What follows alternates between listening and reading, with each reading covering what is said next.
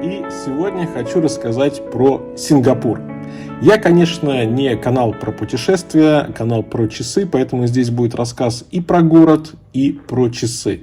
Про город, конечно же, как всегда, субъективно, мои впечатления и то, каким город увидел именно я. Наверное, не буду вас утомлять какими-то экономическими подробностями или рассказывать о феномене Ли Куан Ю. Кому интересно, тот все знает, либо может прочитать. Но скажу, наверное, главное. За несколько десятилетий Сингапур из, по сути, деревни превратился в один из самых безопасных, богатых и экономически развитых городов. Это, понятное дело, что город-страна. И он стал одним из самых развитых, конечно же, в мире. Его часто называют лучшим городом в Азии. И, честно говоря, по мне, наверное, это лучший город, в котором я бывал. А бывал я довольно-таки много где. Сингапур очень зеленый, экологичный город, концепция которого такой город в саду, даже уже не город-сад, а именно город в саду. И большинство зданий здесь имеют зеленую растительность. Деревья, да, понятно, что это тропики, но сравните со многими другими городами Азии, и вы поймете, конечно же, разницу. Мне Сингапур, на удивление, оказался очень спокойным. Я ожидал перенаселенный город, но нет. Здесь много уединенных, тихих и даже спокойных мест. И даже, знаете, в районе Марина-Бэй, а это главная, наверное, визитная карточка города, и здесь есть места, где практически никого нет. Бывало такое, что я шел полчаса и не встретил ни одного человека. Вот так вот бывает. Здесь, кстати, мало машин, потому что владеть машиной в Сингапуре недорого, а очень дорого. И, по-моему, там что-то около 100 машин с небольшим на 1000 жителей. Это весьма и весьма мало. Но общественный транспорт в Сингапуре просто потрясающий, развитый и очень дешевый.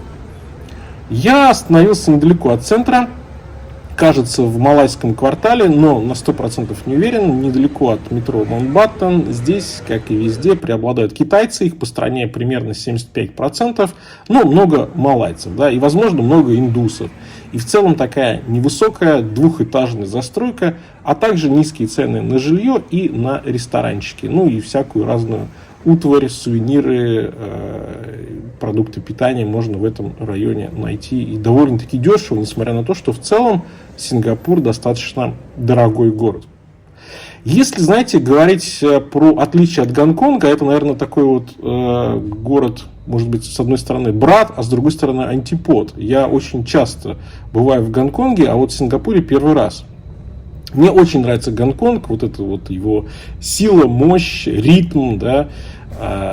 И что касается отличия, именно как мне это показалось, вроде бы и похожие города, но они полные противоположности. Если по своему духу я бы назвал Гонконг, это скорее Москва-Сити, да, то Сингапур это что-нибудь типа Сочи, Сириус, такое все. Но только по духу, потому что это вообще не Россия, никоим образом абсолютно все другое.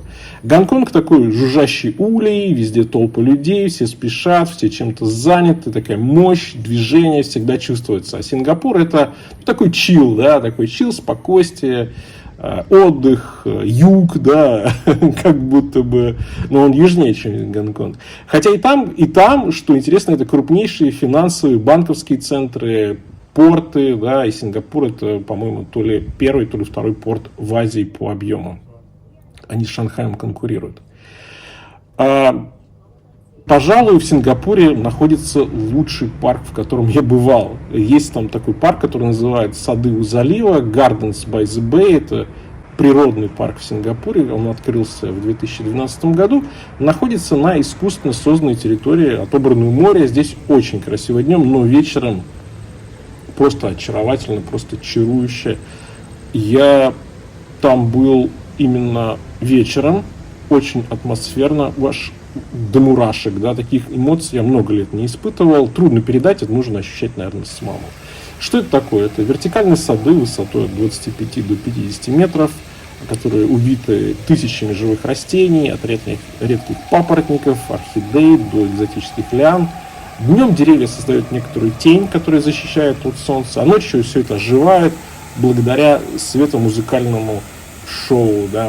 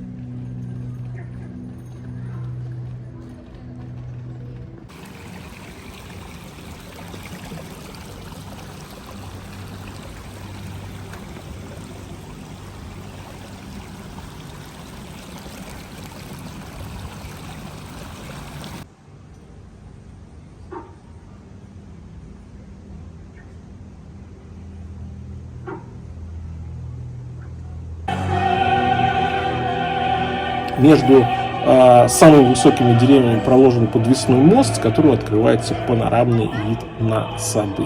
И плюс там есть две гигантские оранжереи с контролируемым климатом.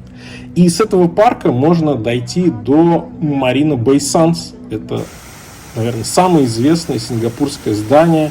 С него можно рассмотреть залив Marina Bay в центральном районе Сингапура. Это 3 здания на высоте 200 метров. Они объединены террасой Sky Park в виде корабля. Вечером очаровательно, днем интересно. Виден залив, видно колесо обозрения, также видны боксы Формулы-1. Еще, знаете, что интересно, в Сингапуре, как мне кажется, очень серьезно подходят в плане дизайна, нанимают ведущих мировых архитекторов, поэтому, ну, по крайней мере, в центральной части, как правило, вот каждое здание стоит рассмотреть, оно интересно, оно необычно, над ним работали, оно хорошо вписывается в концепцию, и, конечно, это вот всегда радует глаз.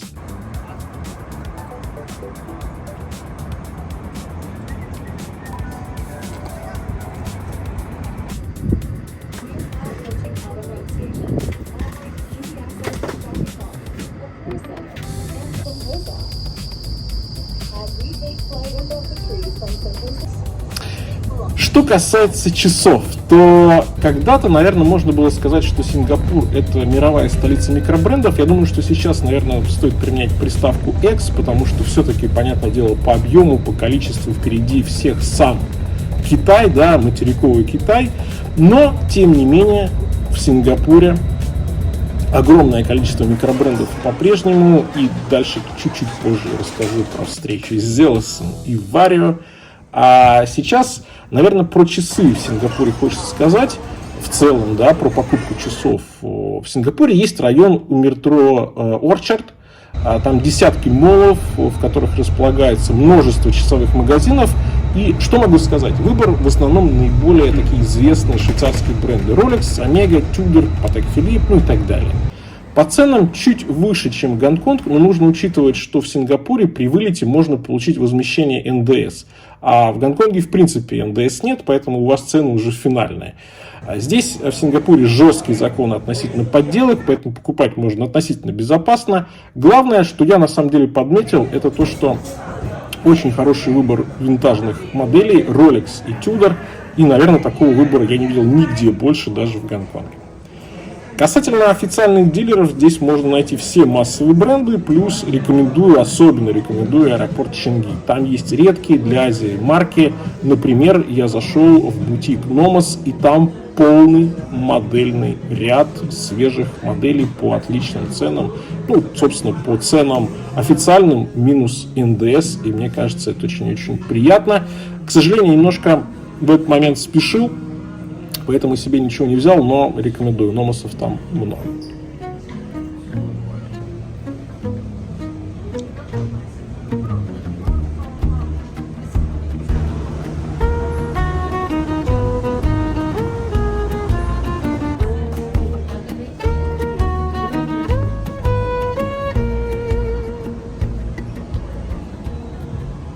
Я встретился со своими давними знакомыми по переписке, Ильшаном из Zelos и Айваном из Vario. Удалось примерить последние новиночки Zelos, а также некоторые редкие модели Zelos. Как говорит Ильшан, он не очень хорош в маркетинг, в истории, но очень хорош в материалы. Это правда, Zelos — это пионер в области применения новых материалов для корпусов и циферблат. Vario славится своими ремешками, здесь их, наверное, сотни, и это одни из лучших ремней по соотношению цена-качество. А также я большой фанат часов Vario. Необычные, винтажные, высочайшего качества, и каждая модель не похожа друг на друга. И, конечно же, я взял с собой несколько моделей для обзоров, будут на канале в ближайшее время.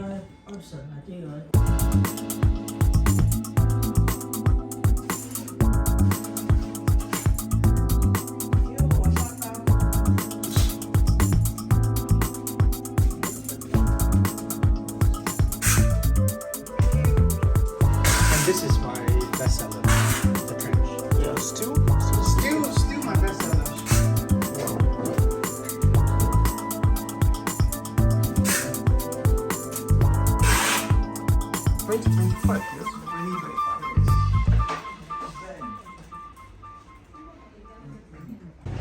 Ну и завершить рассказ хочется, наверное, аэропортом Чанги, поскольку уж всегда вылетаешь из этого аэропорта.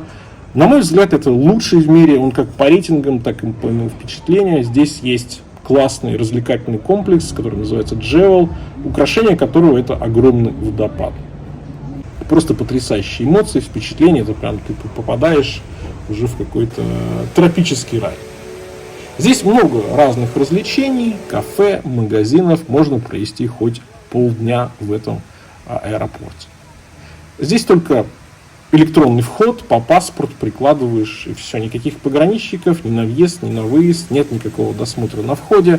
Досмотр уже только на гейте перед посадкой в самолет. Все максимально комфортно, просто, удобно и, конечно, сам аэропорт просто шикарный. Итак, завершая вот этот такой обзор Сингапура, я скажу, что в моем рейтинге здесь лучший аэропорт, лучший парк, лучший сам по себе город и, кстати, еще и лучшая авиакомпания Singapore Airlines. Я даже выше ее поставил бы, чем арабские из Дубая, да, из ОАЭ. В целом авиакомпания, она просто потрясающая. Ну и возможно, в Сингапуре лучшие часовые микробренды. На этом все. Всем пока. С вами был Дэн, конечно же.